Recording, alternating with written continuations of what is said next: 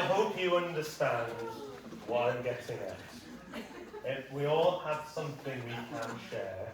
It may seem very simple or a small token, or it may seem something huge. We all have abilities to make a difference to someone's life.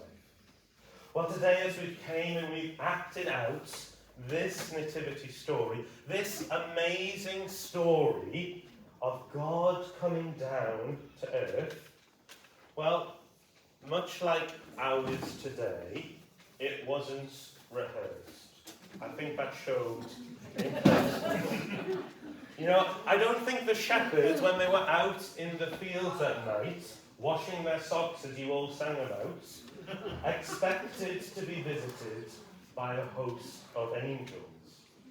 I don't think Joseph was expecting to hear the news that he was going to be a dad, and must have had a right headache that night, wondering what he was going to start telling people and everything else that went with it.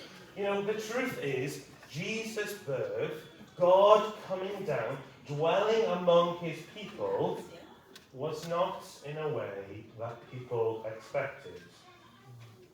Here is a king. Here is royalty. But this isn't in a palace or royal residence. It is not somewhere familiar to Mary and Joseph, like a home birth. It's not somewhere hygienic where we may hope to have children born, like in an NHS hospital. We're told this nativity story is all just a little bit messy. In Bethlehem, there was no room for Mary and Joseph. So in a lowly manger, we find Jesus having a place for a bed, assumedly surrounded by animals of sheep and donkeys and the odd penguin we had sniffing in there as well. It's not what you expect from the King of Kings, is it?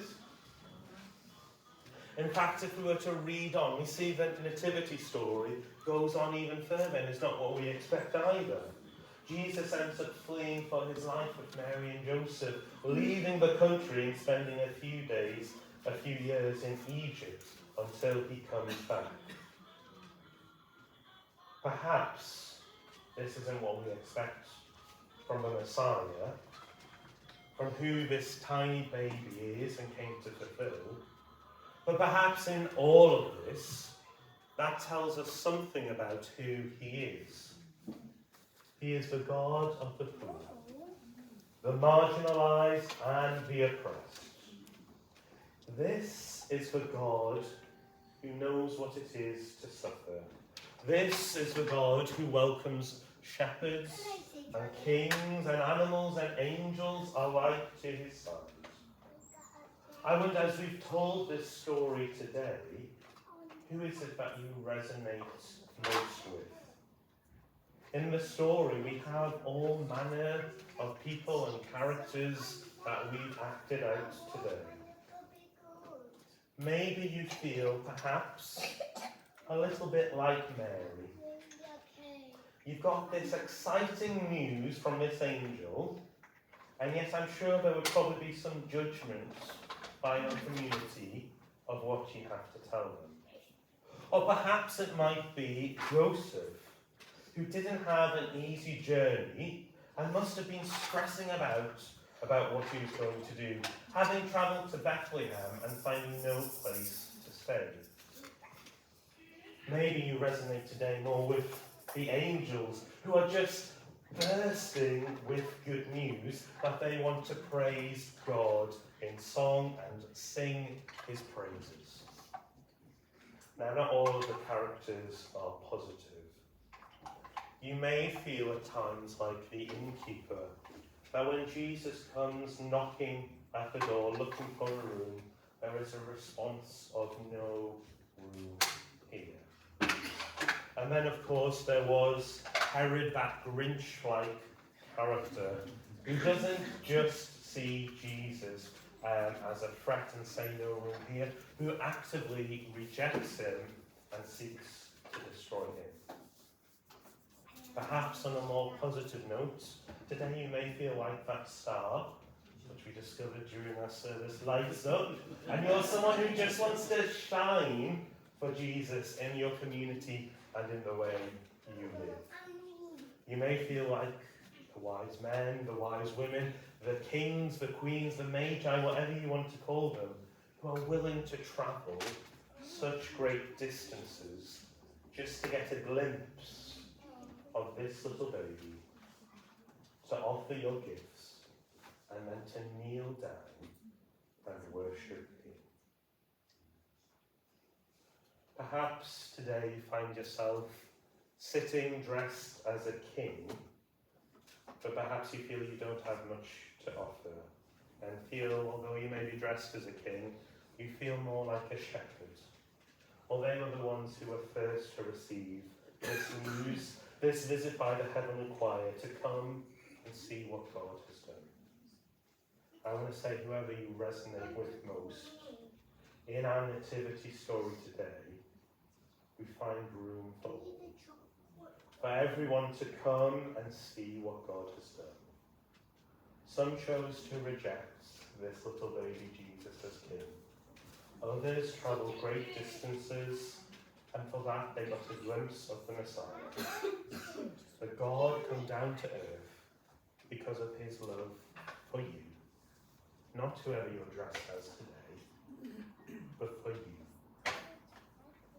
Perhaps you don't feel worthy to come to this manger. Perhaps you feel you have nothing to bring. But the truth is, at the manger scene, there are room for kings and shepherds alike. The manger scene is a place where we are all invited to come. Come and see what God has done because of his love for you. You know, the final verse of the song, In the Bleak Midwinter, poses this question. What can I give him, poor as I am? If I were a shepherd, well, then I would bring a lamb. If I was a wise man, I would do my part. What can I bring him? Bring him my heart. That's what God desires of us today. As we sing our next carol, which isn't going to be in the bleak midwinter, it is that true nativity classic, which I don't think any nativity is complete without, Away in the Manger. You are invited to come. Come to the place where shepherds and kings gather. Come and see what God has done for you this day. Come and see Emmanuel, God with us. Come and worship him. And when you come, you should on your seats have found a little heart.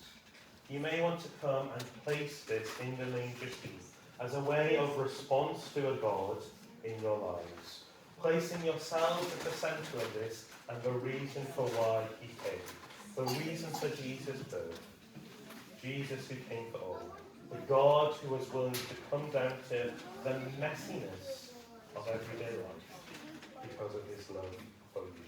If you're looking for a heart and you don't have one, Faith has some at the back. It's on that table at the end. Let's sing this song together, and as we do, let's come and praise our God.